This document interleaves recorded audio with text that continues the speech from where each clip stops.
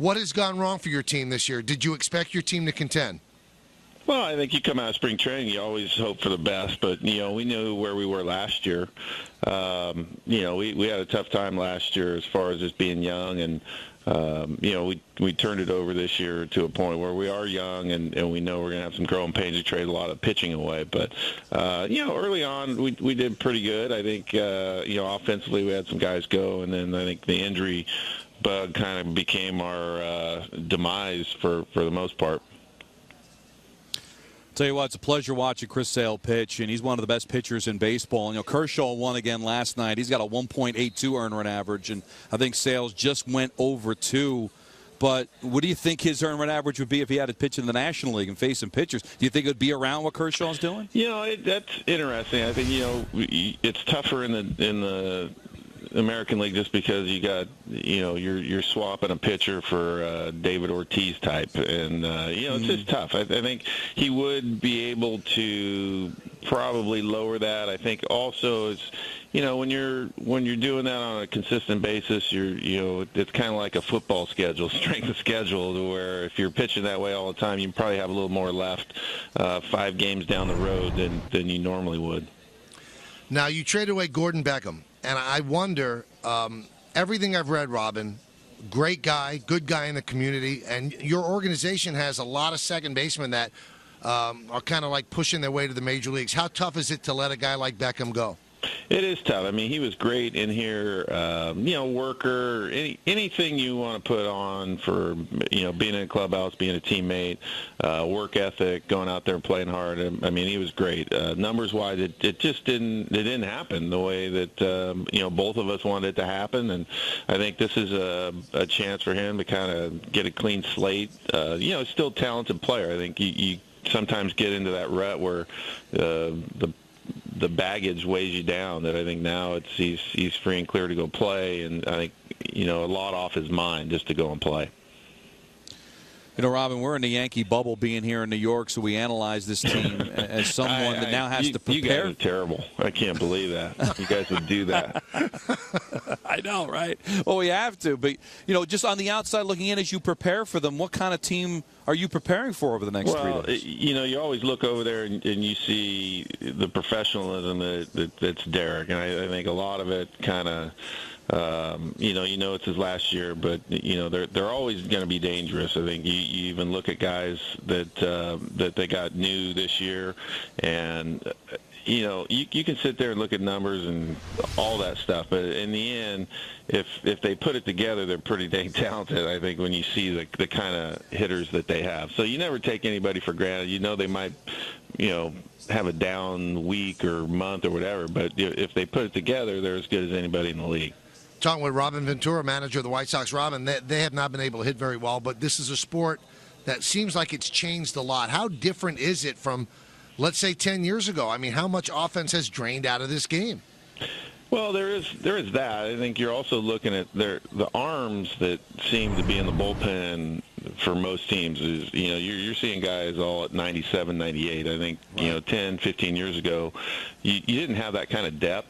And, I think there's just more power arms now. And, offensively it just becomes a tougher thing to be able to handle day in and day out over the course of 162 games. Now, in San Francisco the other day, you had a little bit of a tiff with the home plate umpire, and you were throwing dirt on the home plate. So was that your inner Lou Piniella, Billy Martin? I mean, who were you honoring there on the umpire? Not the umpire, but home plate. Let's get that straight. I think it's a ridiculous rule. Well, you could tell I'm really not in favor of it. Right. I think I just think we got to get to the point where if a guy's out, he's out. I think that's just the biggest issue everybody has with it. But yeah, I think I made it clear my stance. Tomorrow they honor Joe Torre, retire number 6. Put a plaque out there. You played for him. What did you think of him as a manager? Well, I thought he was great. To be able to, and even playing against him, I think you see the way he handled teams. That he had a lot of talent on those teams. He also had a lot of talent on his bench with guys that had some stature, and for him to be able to turn that into the kind of teams that he did. I mean, not everybody's going to be happy not playing every day, and he had a lot of talent that he was able to kind of put together and mold into some really strong teams. Obviously they won the World Series, but it's just, I think you see what he did throughout the course of his time here, and the pressure was always there to win because they tried to get as good a team as they could, but just how the teams flow. I mean, even playing here and going through it, of just how seamless it was. If a new guy came in, he just kind of fit right in, and I think Joe had Joe was a big reason for a lot of that. Is he on the top of the list of the guys that molded you into the manager you are? Well, I think you try and when a guy wins that much and that many World Series, of course you want to try and take things from that. But it's hard for anybody to sit there and think that they can just do what he did. But if you can steal a couple things here and there, you'd love to. All right, two quick things before I let you go. How good is Jose Abreu? Or has he surprised you? Surprise is probably a good way. I think.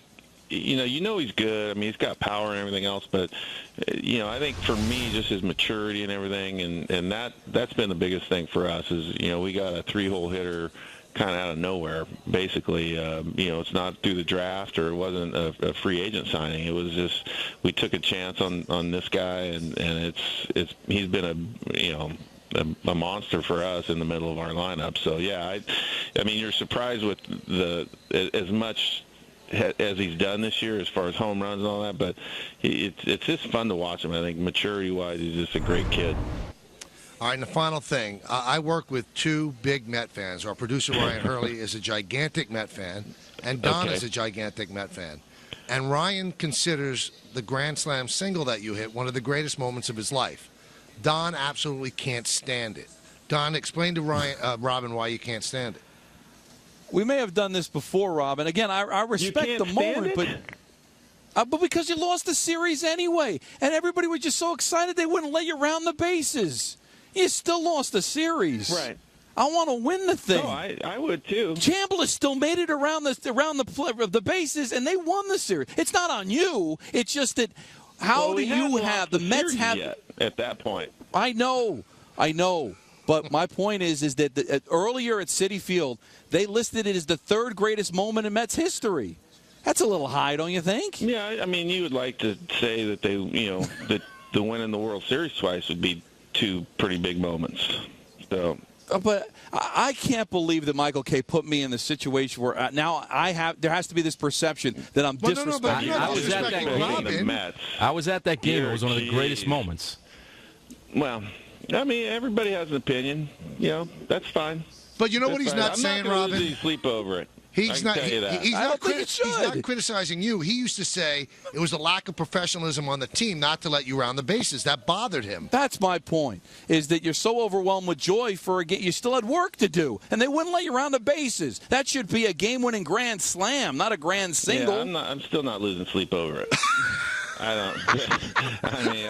Whatever. It was actually kind of fun. I think more people remember it because I didn't go around than if I would have gone around. It's not the third most memorable Met moment, Don, if he crosses the bases. If I cross the plate, it's just like any other guy that hit a grand slam. So I can't believe, Michael, you did that to me. Now Robin doesn't didn't like you anyway, Don. Don't worry. I don't think he cared about me now. You come on when Don's on vacation, Robin. We were tight. We were very tight. We're still tight. Don't say that. Don't hurt me.